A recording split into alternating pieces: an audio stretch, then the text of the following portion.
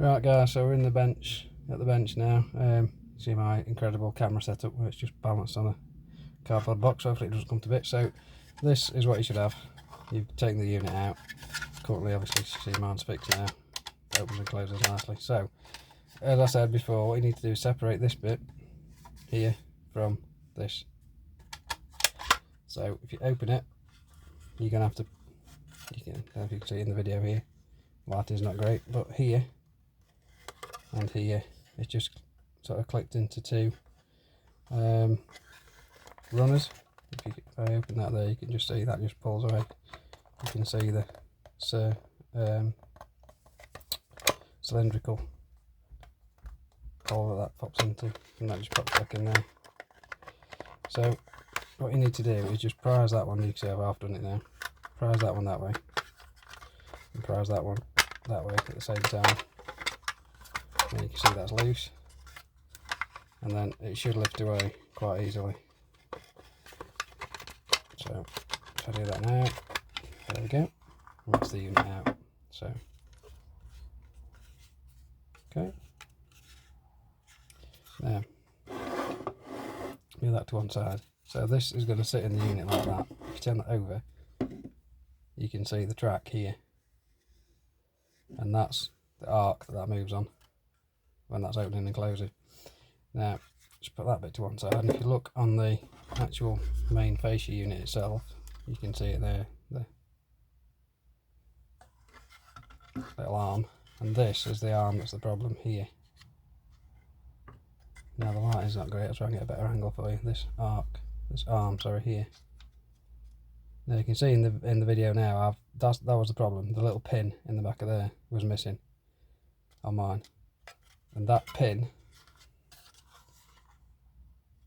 which if I can get a little bit closer, you might be able to see there, and the arc of that. Okay, so that pin runs inside this track here. Now surprisingly, that was the only thing that was stopping this opening and closing. I thought there was some sort of spring mechanism or some clips, but it's not. It's just the lack of pin that you click it in and it rests into that little groove there, and you press it in and open it out, and it falls back around this track and lets the tray open. So the fix is getting this arm off here. Now if you look at the bottom, you can see this hole here. Now what you have to do is just pull this pull this arm all the way around to the left, as you're looking at it now, and this piece, the lighting is terrible in here, I'll try and do it from this side, you can see what I'm trying to do. So in a certain position you'll be able to free this lever without, you don't have to pull it off that way or try and force it, that won't work. You have to get it past this point here by just pulling it forward a little bit like that. You hear the click there, so that's now free, as you can see, which will then allow you to line up this hole here. You look on the back, you'll see it, but it just lines up in a certain area, and if you just push that through from underneath, there you go. Now you can see it because the line's crap in here, so you can see like the little keyway there corresponds to the back of this there. If you can see that together, shift my hand out of the way, you can see the hole there that's going to go in, and that's the back of it. So obviously when you turn that over, that's literally in the same position. So the fix is this bit here, this little pin. Now I assume it's plastic in most cases. You may have that. You may find that when you take it to bits, there's sort of just wandering around in, maybe in the bottom of this or somewhere in the bottom of the trim. But what I did was, as you can see, this is now metal and probably not perfectly square into the hole, but I mean, I guess I could probably measure that somewhere if I've got a tape measure. Blank it out. I've got some old school rulers in here from my dad's. These will all be feet and inches jobs, but let's have a look if we can measure it on the, give you a rough idea of the size we're talking about.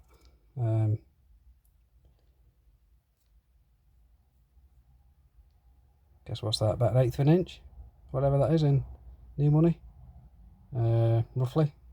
That works. So I had to do it trial and error, because obviously if you cut the pin too long, then the arm will stick out like this and it won't rotate.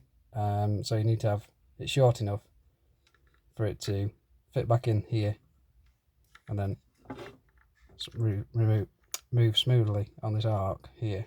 So it needs to be long enough to catch into this here. So once you've done that, now I cut down, just bear with me a second. So all I did was I just got some old panel pins and stuff, so something like this. Don't know the diameter, but you'll be able to work it out, I'm sure. So you need something similar if you've not got a plastic rod or something like a panel pin. Obviously cut the, sorry, focusing's crap. Cut the head off. Obviously I cut the pointy end off as well, so it's just a little stump. And then, yeah, just pop it in the hole. It's the ones of quite a tight fit, which is good, so it's not going to come out again. Maybe press that in with some pliers or something. And yeah, you'll need to have whatever we said, about 1/8 of an inch proud here of that. So once you've got that back together, don't drop it on the floor. It is just a case of getting it all back together. Now, as we found earlier, there's one position that this will fit in. So you line up the, on that bit. So the tab there, it's going to fit on like this.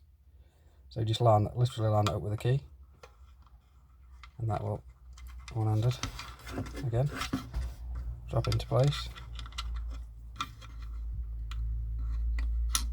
like that. That's literally in the hole there, you can see. Now you'll need a little bit of resistance, obviously. If you can see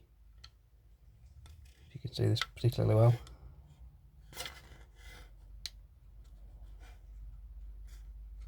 Here, that is just, you've got to just push the end of that so it sits under this. You'll see when you're doing it. It just needs to sit under this overhanging tab here, so it'll move in that arc. So you need to sit that under there like that.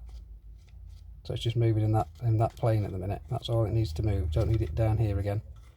Now it's fitted, and obviously that's turned around now and it can't come out of there. There is a cap for this, by the way. You'll have one, I guess. Mine's pinged off when I was taking it off. It doesn't seem to serve any purpose, but just a black cover with a little yellow dot on the inside. So then it's just a case of manipulating this back together. Now obviously what you need to do here is, when you're putting this back together this time, is ensure this pin is running inside of this. So you have to be careful, you can't just ram it back together. Just got to get this. So obviously start with this side first, and then you're going to manoeuvre it into this side. So see if I can do this on camera. So that's that one, that little blob there goes into this, obviously into this side here, and then you've got a similar one there. It's got some gunk or something in mine, but there, little circular pin type thing there that pops into this one, this top hole here. So let's have a go, so I can do this in focus and on camera. So that's the end result, so it fits something like that. So start with this end in first, it says. So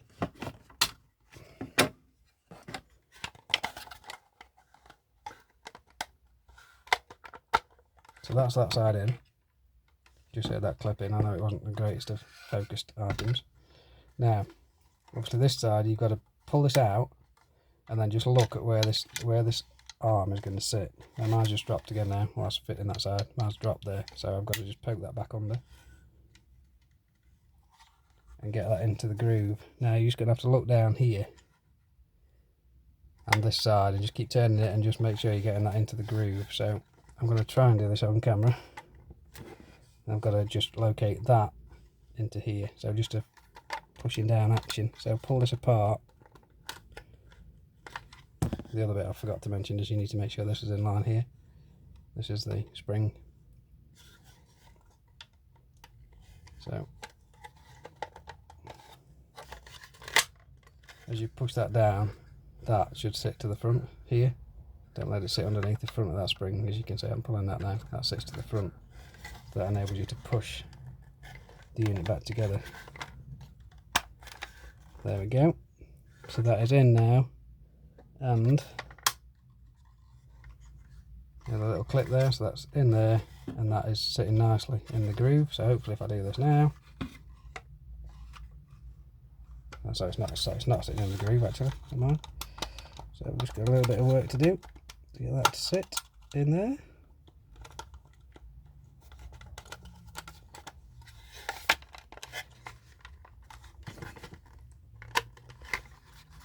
There we go. Second time lucky. So that's the importance of getting that in the groove, as I've said.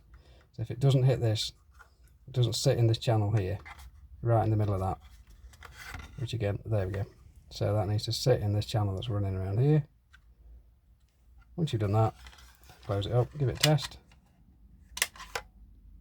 And that's literally all it is, just that little pin. And as I say, just make sure underneath you've got the spring here that sits. Just sits. Don't tuck it under there. It sits. This bit sits to the front.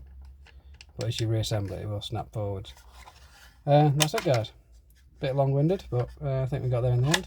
Back to the car. Refit it. Job done.